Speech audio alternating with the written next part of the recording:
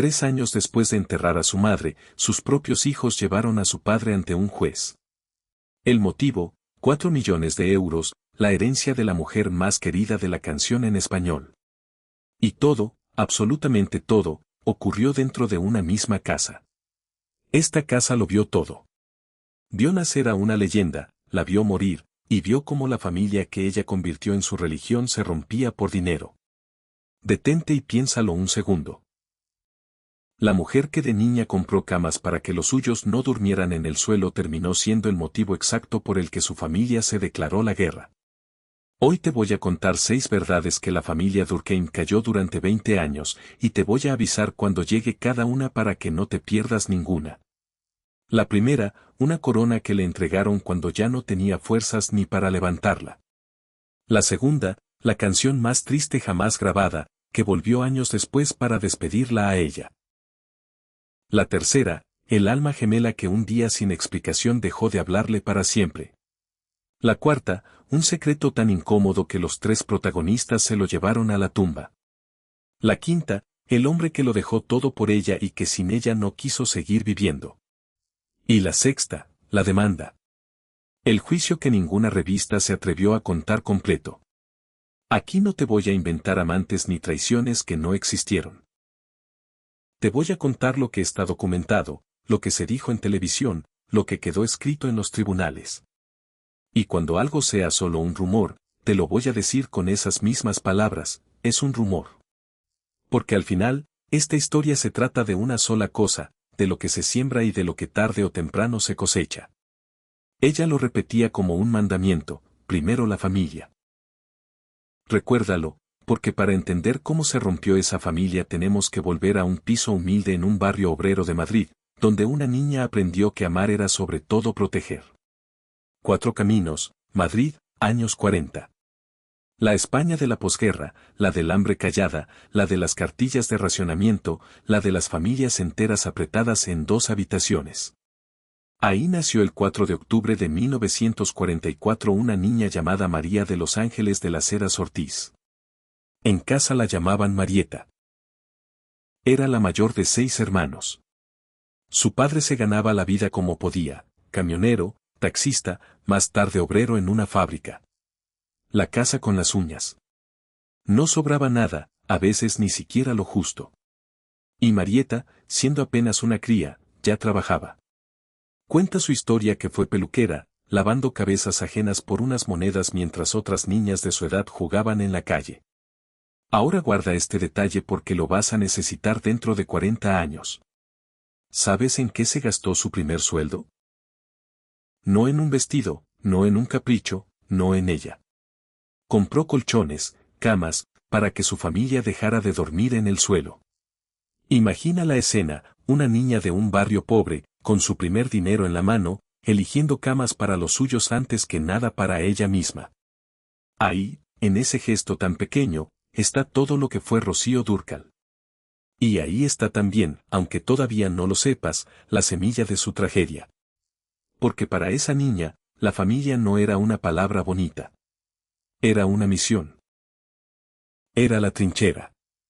Era lo único que de verdad importaba en el mundo. Pero Marieta tenía algo más. Tenía una voz. Una voz que, desde muy pequeña, la subía a las mesas en las bodas y en las reuniones del barrio. Su abuelo, un hombre humilde que trabajaba de conserje en un colegio, fue el primero en creer. Él la llevaba de la mano a los concursos de la radio, que en aquella época eran la única puerta para una niña pobre que soñaba con cantar. Y de ahí salió su nombre. Lo de Rocío se lo puso ese abuelo porque decía que su voz era fresca como el rocío de la mañana. Y lo de Dúrcal lo eligió el azar. Cuentan que con los ojos vendados la joven señaló un punto cualquiera en un mapa de España. El dedo cayó sobre un pueblo pequeño de Granada llamado Dúrcal. Así, sin pensarlo, nació el apellido de una leyenda. Antes incluso de ser Rocío Dúrcal, probó otros nombres. Cantó flamenco y copla como Rocío Benamejí, después como Rocío Fiestas.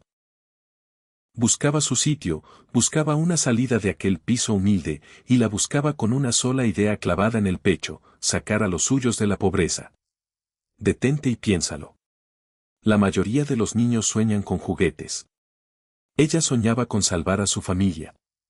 Nadie en ese piso de 4 caminos podía imaginarlo, que esa misma familia, su religión, su orgullo, su razón de ser sería un día también su condena. Quédate con esa imagen, la niña que compra camas para los suyos. Porque cuando lleguemos a la sexta verdad, vas a entender por qué duele tanto. Marieta creció y con ella creció su voz. A los 15 años, un cazatalentos llamado Louis Sands la vio y supo al instante lo que tenía delante. La contrató, le dio el nombre definitivo y la lanzó al cine. Era todavía una adolescente cuando protagonizó su primera película en 1961, y detrás vinieron otras y otras y otras más.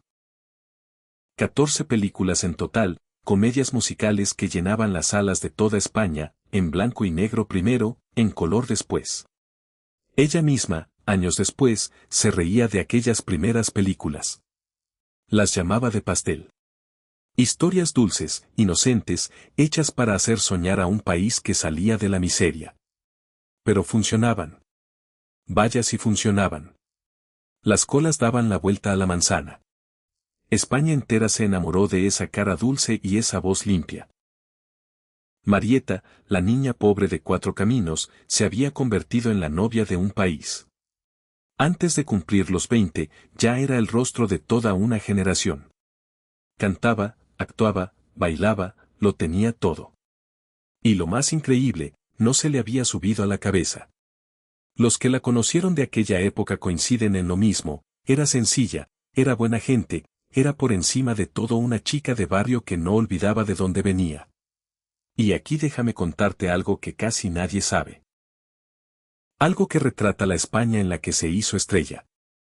Eran los años del franquismo, años en los que hablar de política podía costarte muy caro. La versión la contó hace poco el artista Juan Díaz, conocido como el Golosina, muy cercano a Lola Flores.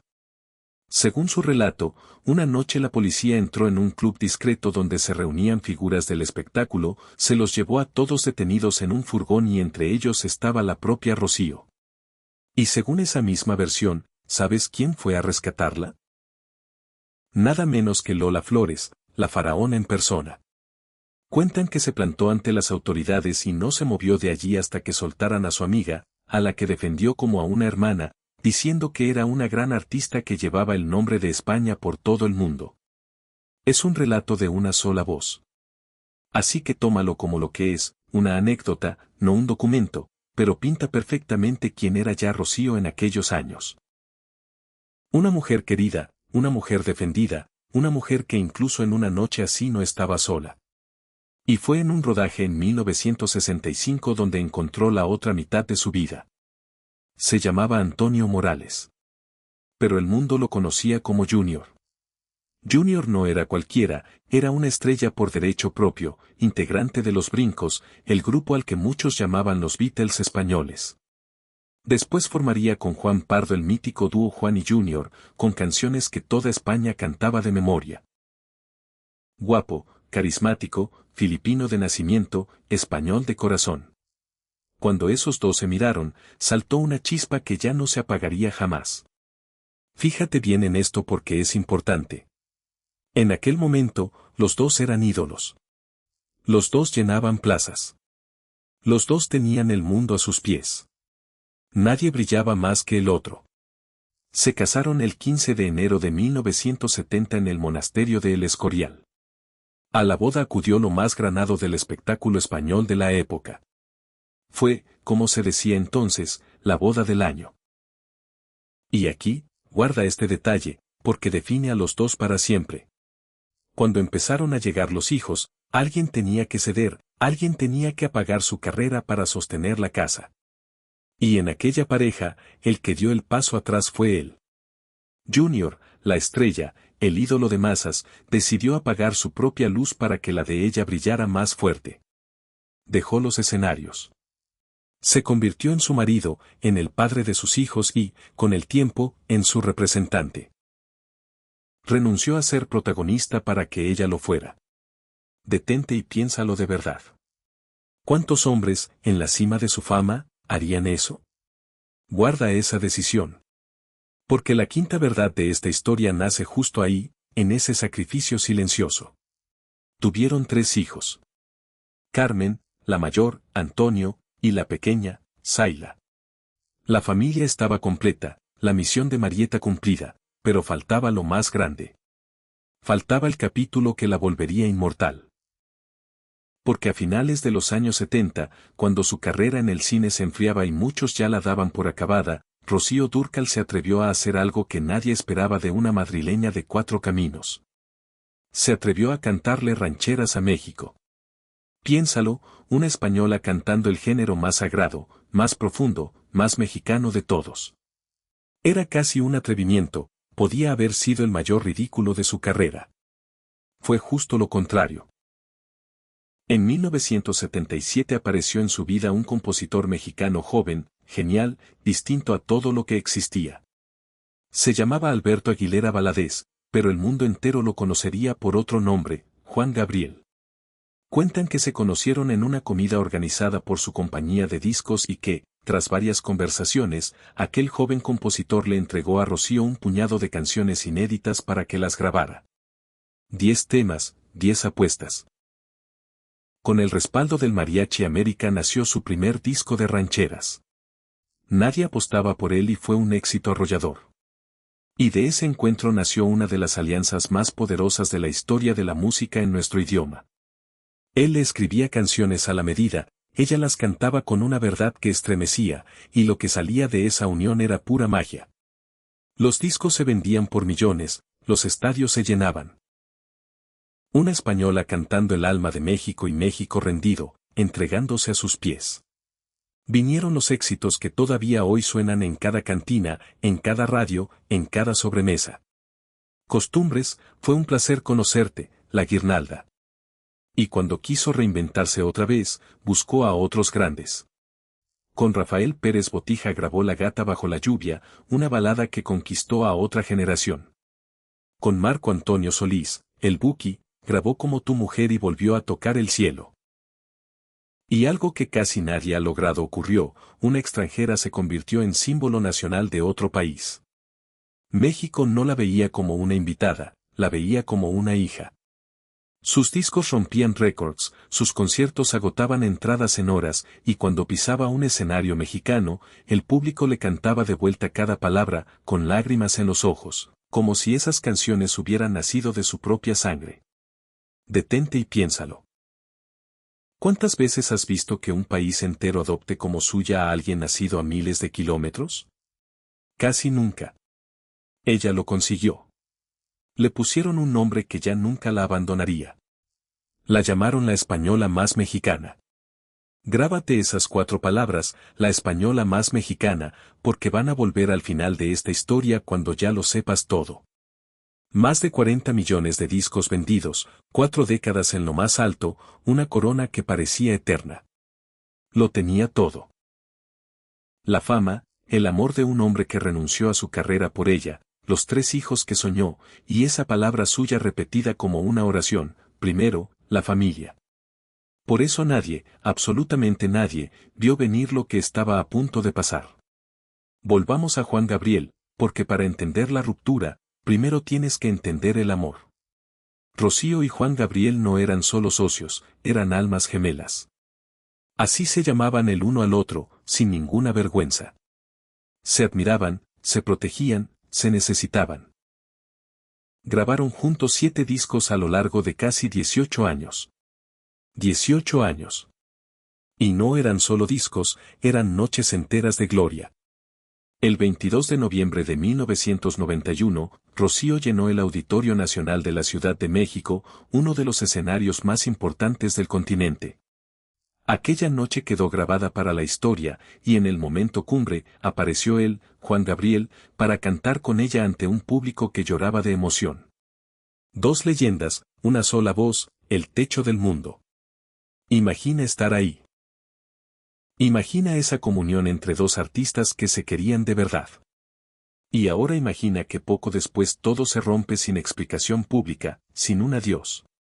Dejaron de hablarse. Dejaron de verse y nunca jamás se reconciliaron del todo. ¿Cómo era posible? ¿Qué fue tan grave como para partir en dos una hermandad de casi 20 años? Guarda esa pregunta porque la respuesta tiene varias versiones y una de ellas es tan oscura que nadie se atrevía a decirla en voz alta. Pero antes tienes que entender lo que estaba pasando dentro de su cuerpo, un enemigo silencioso que ya había empezado a crecer. Y ahí empieza la primera verdad. Primero, la familia. Ella lo creía con toda su alma. Lástima que el destino no creyera en lo mismo. Primera verdad, la corona que no pudo levantar.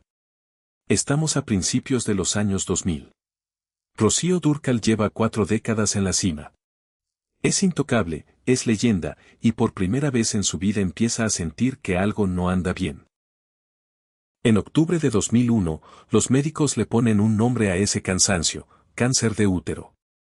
Ella, que le había cantado al dolor de todo un continente, se enfrentaba ahora a su propio dolor.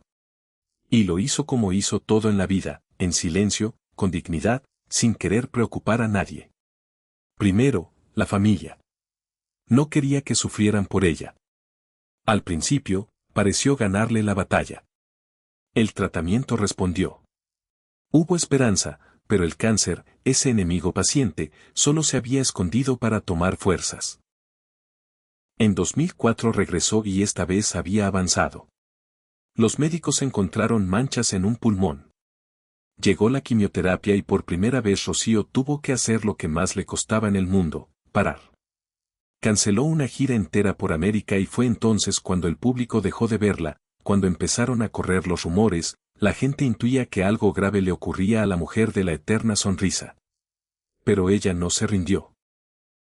En mayo de 2005 todavía tuvo fuerzas para recibir un homenaje en Madrid por más de 40 años de carrera. Y allí, delante de todos, con esa dignidad que nunca perdió, dijo que era fuerte, que volvería a cantar aunque fuera con otro ritmo. Que no pensaba dejar las rancheras. Prometió volver. Guarda esa promesa, porque fue una de las últimas veces que el público la vio de pie. La fuerza estaba en sus palabras, ya no en su cuerpo. Y ahora, guarda este detalle, porque es de una crueldad difícil de digerir. En 2005, cuando ya estaba muy enferma, la industria decidió rendirle homenaje. Le concedieron el Grammy Latino a la excelencia musical. El reconocimiento a toda una vida. La corona que coronaba 40 años de carrera. El premio más importante de su vida. Y Rocío no tuvo fuerzas para ir a recogerlo. Imagina la escena. La mujer que llenó el Auditorio Nacional, la que hizo llorar a estadios enteros, ahora demasiado débil para subirse a un escenario. Fue su marido, Junior, quien acudió en su lugar.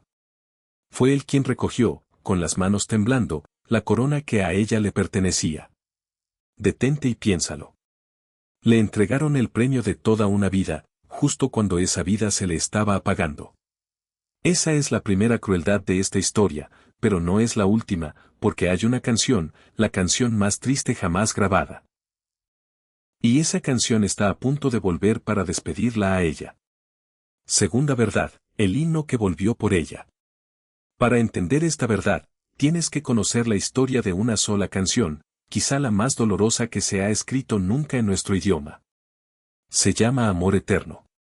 Casi todo el mundo cree que esa canción es de Rocío Dúrcal y en parte tienen razón. Fue su voz la que la hizo eterna. Pero la escribió Juan Gabriel y la escribió desde una herida que no se cierra jamás.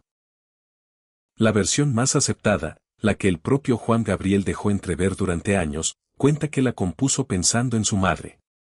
En 1974, mientras él estaba de gira en Acapulco, le llegó la noticia de que su madre había muerto. No pudo despedirse, no pudo llegar a tiempo, y ese vacío, ese dolor de un hijo que pierde a su madre lejos de casa se convirtió en una de las canciones más desgarradoras que existen. Una canción sobre la ausencia, sobre la soledad, sobre echar de menos a alguien para siempre. Guarda bien esto, porque es la ironía más grande de toda esta historia. Rocío Dúrcal fue la primera en grabar esa canción en 1984. Ella tomó el dolor de otro, el luto de un hijo por su madre, y lo convirtió en el himno del duelo de todo un continente. Durante décadas, en México y en toda Latinoamérica, cuando alguien perdía a su madre o comunizaba, sonaba Amor Eterno en la voz de Rocío. Ella le puso voz al adiós de millones de personas. Y entonces llegó marzo de 2006. ¿Entiendes ahora lo que estoy a punto de decirte? La mujer que había grabado la canción más triste del mundo, la que consoló a millones en su peor momento, se convirtió ella misma en la despedida. Cuando Rocío murió, esa misma canción, su canción, empezó a sonar por ella. En cada homenaje, en cada programa de televisión, en cada rincón donde alguien la lloraba. El himno que ella entregó al mundo para llorar a las madres, volvió como un boomerang del destino para llorarla a ella. Tú que has perdido a alguien lo sabes, sabes lo que es que una canción te rompa por dentro en un segundo. Pues imagina que esa canción, la que rompe a todos, fuera tuya, que la hubieras grabado tú con tu propia voz. Y para que veas que no exagero con su tamaño, en 2024, casi 20 años después de su muerte, esa grabación fue seleccionada por la Biblioteca del Congreso de los Estados Unidos para ser preservada para siempre por su valor cultural e histórico. Para siempre. Amor eterno, de verdad. Pero fíjate en algo. La persona que le regaló esa canción, el hombre que la llamaba su alma gemela, para cuando Rocío murió ya no le hablaba. Llevaban años distanciados. ¿Cómo es posible que dos personas que crearon algo tan hermoso terminaran en el más absoluto silencio? Esa es la tercera verdad. Y ahí es donde esta historia se vuelve de verdad incómoda. Primero, la familia, decía ella. Pero a veces los que más queremos entran los primeros en apartarse. Antes de seguir, déjame ordenarte lo que ya sabes, porque si acabas de llegar a este video, quiero que te enganches justo aquí. Ya te conté dos verdades. La corona que Rocío no pudo levantar y el himno que volvió para despedirla. Nos quedan cuatro, el silencio de Juan Gabriel, que empieza ahora mismo, un secreto que los tres se llevaron a la tumba, un viudo que murió de pena, y la más dura de todas, la demanda, el juicio que partió a la familia. Quédate, porque la cuarta verdad es la más incómoda de contar y porque todavía no has entendido del todo aquella frase suya, primero, la familia. En un minuto vas a ver por qué esa frase, al final, se convierte en la más triste de toda esta historia. Tercera verdad, el alma gemela que dejó de hablarle. Ya sabes cuánto se querían. Almas gemelas. 7 discos. La noche del Auditorio Nacional. Y de pronto, el silencio. ¿Qué pasó? Aquí es donde tengo que ser honesto contigo. Nadie lo sabe con certeza absoluta. Los dos protagonistas evitaron el tema hasta el final de sus días, pero existen varias versiones y te las voy a poner todas sobre la mesa para que seas tú quien decida. Algunos sostienen que la ruptura empezó por unos celos artísticos. La versión cuenta que mientras Rocío grababa en Puerto Vallarta el video de una de sus canciones, se dio cuenta de que había cámaras de televisión escondidas. Cámaras que, según esa versión, habría enviado el propio Juan Gabriel para espiar el rodaje. Rocío se sintió traicionada y se alejó. Otros señalan algo distinto, que el enojo vino cuando Rocío grabó con Marco Antonio Solís, el Buki. Se dice que Juan Gabriel no perdonó que su musa cantara canciones de otro compositor. Los celos, otra vez, pero de otro tipo. Y hay una tercera versión, la de alguien que estuvo ahí dentro. El productor Gustavo Farías, que trabajó con ellos, lo contó en televisión en el programa Suelta la Sopa. Según él, no fue por dinero. Fue, en sus propias palabras, una lucha de divos. Dos leyendas, dos egos enormes, discutiendo por quién mandaba más. Farías reconoció que se dijeron cosas muy dolorosas. Y hay un dato que muchos olvidan, pero que está documentado. Durante un tiempo, por problemas legales entre las compañías de discos, a Rocío se le llegó a prohibir cantar los temas de Juan Gabriel, los temas que ella había hecho inmortales. Imagina la frustración. Imagina cantar en un concierto y no poder interpretar las canciones que el público te pedía a gritos, las que llevabas años cantando, solo por una firma, por un contrato, por un pleito entre abogados. Eso, sumado a lo personal, fue enfriando poco a poco un lazo que parecía irrompible. Lo cierto es que, entre unas cosas y otras, pasaron casi 10 años sin cantar juntos. Hasta que, en 1997, lo intentaron de nuevo. Anunciaron un disco de reencuentro, prometieron volver a llenar estadios. El mundo entero celebró que las dos leyendas se reconciliaban. Y no duró. La grabación de aquel disco quedó a medias. Las viejas heridas volvieron a abrirse. Lo que iba a ser un reencuentro histórico terminó siendo la confirmación de que algo entre ellos se había roto para siempre. Lo que sí está documentado es lo que Rocío intentó después. En un concierto en Monterrey, ella se subió al escenario de Juan Gabriel y delante de todo el público, le pidió perdón. Quería recuperar a su amigo. Quería volver a grabar con él. Pero el reencuentro completo nunca llegó. Y guarda este detalle, porque duele de verdad. Cuando Rocío murió, en 2006, Juan Gabriel no estuvo. No apareció en su despedida. Sin embargo, apenas mes y medio después, organizó un homenaje a la mujer que había sido su alma gemela. Su propia hija, Chayla, dejó claro en televisión, en el programa Lazos de Sangre, lo mucho que le dolió esa ausencia en el momento que más importaba. ¿Por qué? ¿Por qué no fue capaz de despedirse de ella en vida?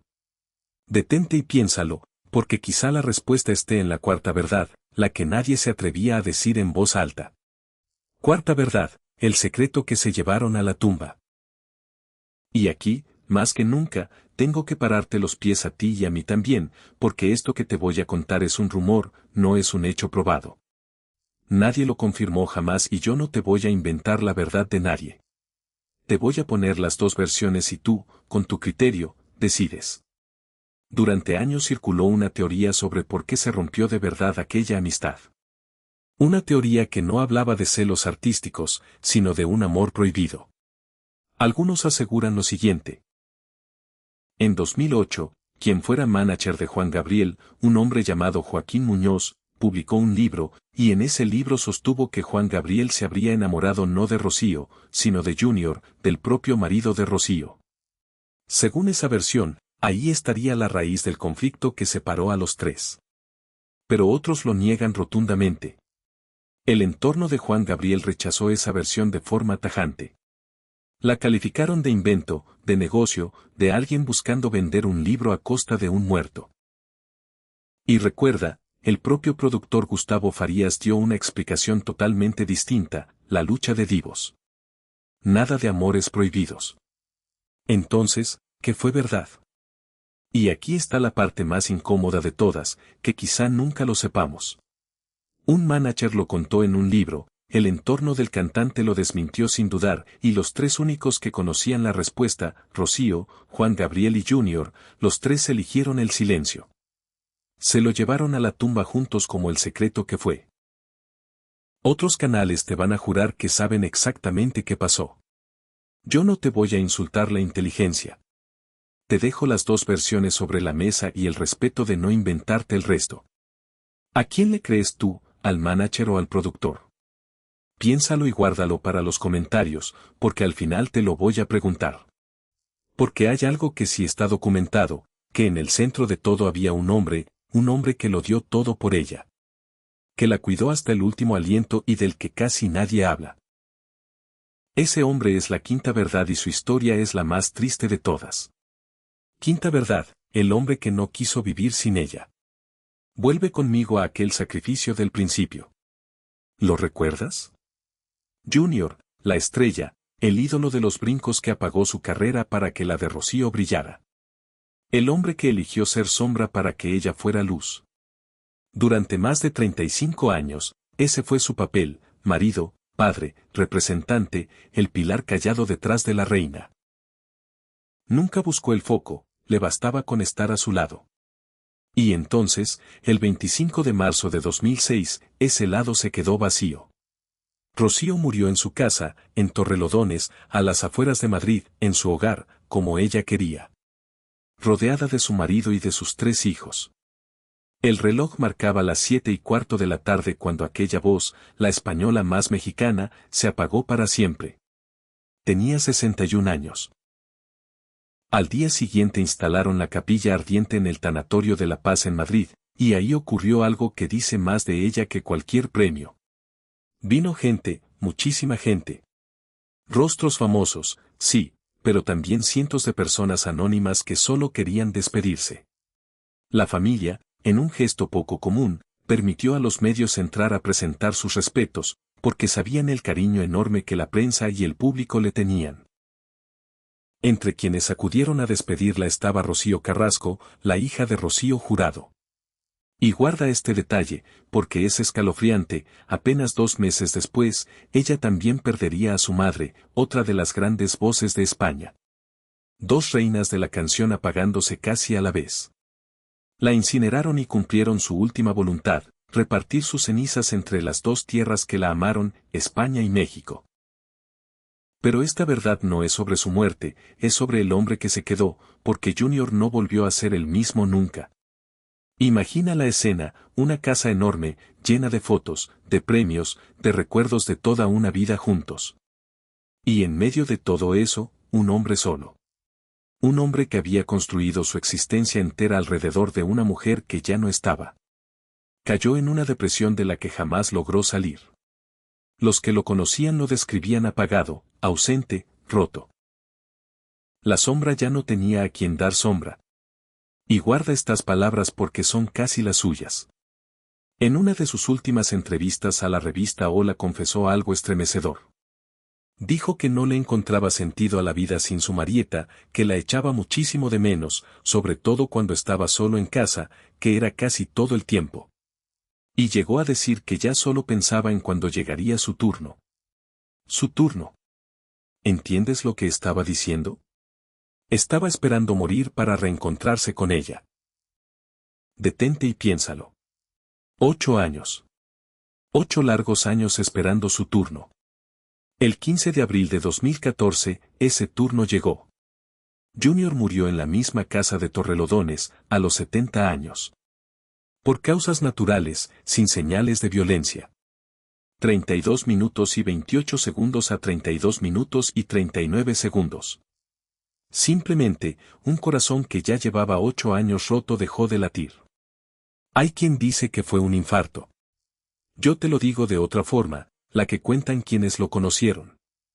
Junior murió de pena, murió de ausencia, murió sencillamente porque no supo vivir sin ella. Y ahí, en teoría, esta historia debería terminar con una despedida triste pero limpia. Con 2 almas reunidas, con un final digno para una gran mujer. Pero no, porque entre la muerte de Rocío en 2006 y la muerte de Junior en 2014 pasó algo. Algo que ni la enfermedad, ni el distanciamiento con Juan Gabriel, ni ningún rumor lograron hacerle a esta familia. Pasó lo impensable. La familia que Rocío construyó con tanto amor, la que fue su religión, la que fue el sentido de toda su vida, se rompió. Y no se rompió por una tragedia del destino. Se rompió por dinero. Se rompió con ella todavía reciente en la tumba. ¿Recuerdas a la niña de 4 caminos? ¿La que compró camas para que su familia no durmiera en el suelo? Prepárate, porque ahora vas a ver lo que esa familia hizo con lo que ella dejó. Esta es la 6ª verdad, la que ninguna revista contó completa, la que tú viniste a escuchar.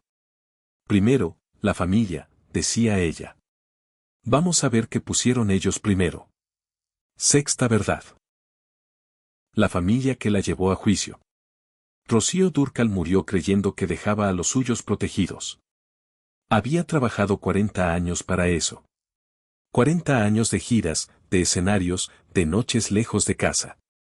Todo para que a su familia no le faltara nada. Todo para que ninguno de los suyos volviera a dormir en el suelo. Dejó una fortuna, propiedades, derechos, el fruto de una vida entera de trabajo. Y esa fortuna, en lugar de unir a su familia, la hizo pedazos. Deja que te lo cuente despacio, porque este es el corazón de todo. Tras la muerte de Rocío empezó el reparto de la herencia, y ahí, según los reportes, aparecieron unas propiedades, unos bienes que se dice no estaban incluidos en el testamento original. Un patrimonio que, según lo publicado, rondaba los 4 millones de euros. 4 millones de euros. Ahí estaba la manzana envenenada. Por un lado quedó Junior, el viudo. Él consideraba que esos bienes le pertenecían a él por derecho propio como esposo. Por el otro lado quedaron dos de sus hijos, Carmen y Antonio, los mayores. Y ellos no estuvieron de acuerdo. ¿Y sabes lo que hicieron? Lo que nadie en aquella familia habría imaginado jamás. En 2009, Carmen y Antonio demandaron a su propio padre. Llevaron a Junior, al hombre que lo había dejado todo por su madre, ante los tribunales. Detente y piénsalo de verdad. El hombre que renunció a su fama por amor. El que recogió temblando el Grammy que ella no pudo levantar. El que la cuidó hasta su último aliento. El que se moría de pena en una casa vacía. Ese hombre fue demandado por sus propios hijos.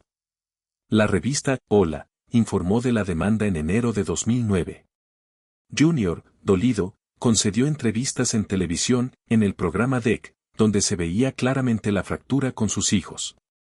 Aquello dejó de ser un asunto privado.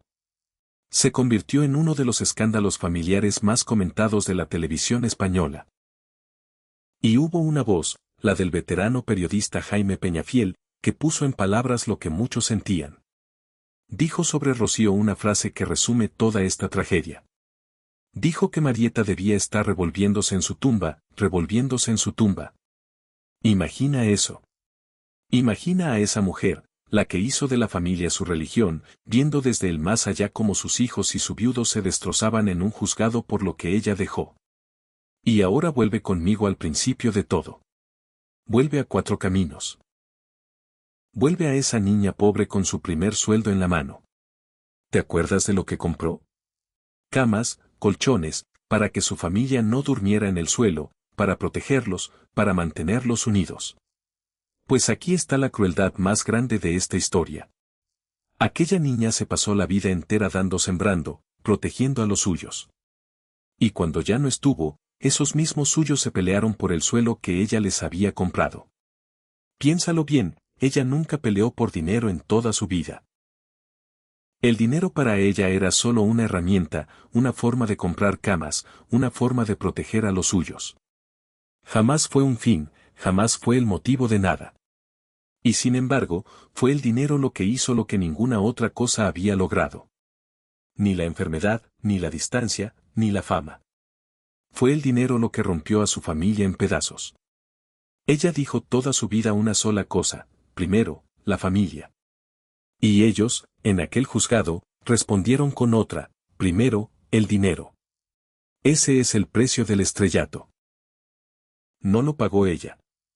Lo pagaron los que se quedaron. Y sin embargo, aunque parezca imposible, esta historia todavía no termina. Porque después de la guerra, llegó algo que casi nadie esperaba. Llegó el arrepentimiento.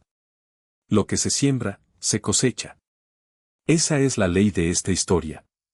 Y la cosecha, aquí, tiene dos caras. Empecemos por la más dura. El hombre que fue demandado por sus hijos, Junior, nunca se recuperó del todo, ni de la muerte de Rocío ni de aquella guerra familiar. Vivió sus últimos años en esa casa enorme y vacía de Torrelodones, esperando su turno. Y ese turno, ya lo sabes, llegó en 2014. Murió solo en la misma casa donde la había visto morir a ella 8 años antes. Piénsalo, el pilar de la familia derrumbado. La sombra apagada. Ese fue el precio.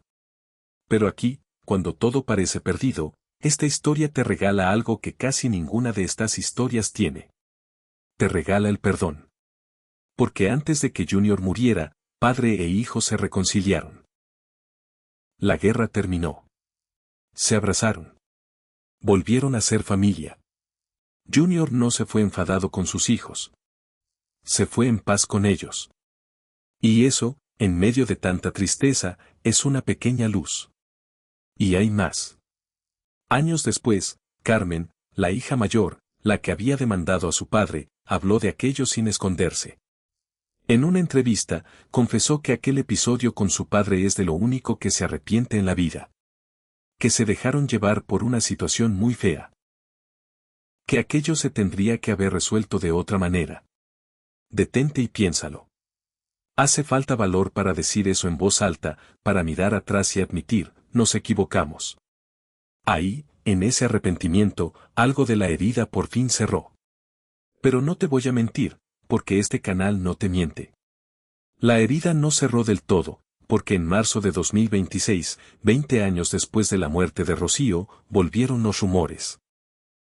La periodista Mónica Vergara aseguró en el programa Fiesta que los tres hermanos estarían de nuevo distanciados. Otra vez por dinero. Carmen y Zaila por un lado, Antonio por el otro. ¿Es verdad? Aquí otra vez, honestidad. La propia Carmen lo negó. Dijo delante de las cámaras que está todo bien, que los tres están unidos y que es la prensa la que insiste en enfrentarlos. Dos versiones, una vez más, la de quien afirma que la herida sigue abierta y la de la hija que jura que ya sanó. Tú decides a quién creer. Y mientras los vivos discuten, ¿sabes qué hace ella? Ella sigue ganando la única batalla que de verdad le importaba. Porque Rocío Dúrcal nunca quiso dinero. Quiso ser amada. Y lo consiguió para siempre. Sus cenizas descansan en las dos tierras que la adoraron. Su voz sigue sonando cada 10 de mayo, en cada Día de la Madre, en millones de hogares.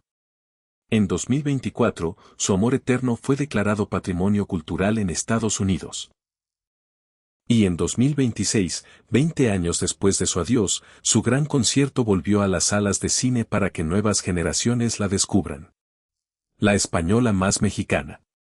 ¿Te acuerdas de esas 4 palabras del principio? Siguen vivas. Ella sigue viva. Porque a la gente que se ama de verdad, no la mata ni la muerte.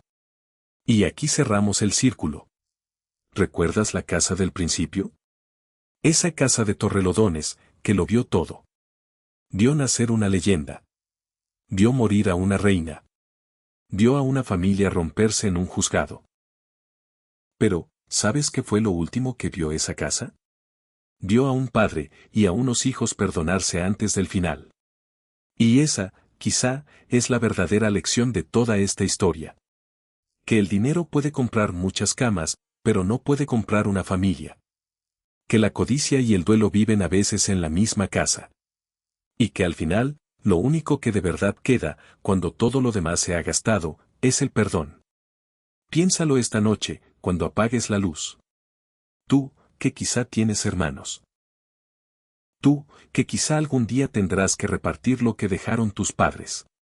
¿Vas a dejar que unos papeles, unas cuentas, unas propiedades, te quiten a la gente que amas?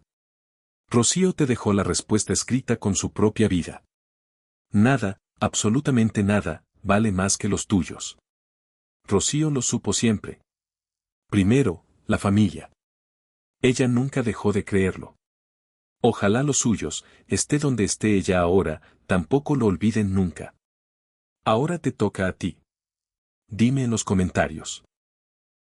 ¿Aquellos hijos tenían derecho a pelear por lo que creían suyo o traicionaron la memoria de su madre? No hay respuesta fácil. Quiero leer la tuya. Porque detrás de cada leyenda siempre hay una verdad que alguien intentó callar. Gracias por quedarte hasta aquí y escuchar esta historia tras el telón. No olvides darle like, activar la campanita y suscribirte. También deja un comentario y comparte esta historia si crees que necesita ser escuchada. Hasta la próxima.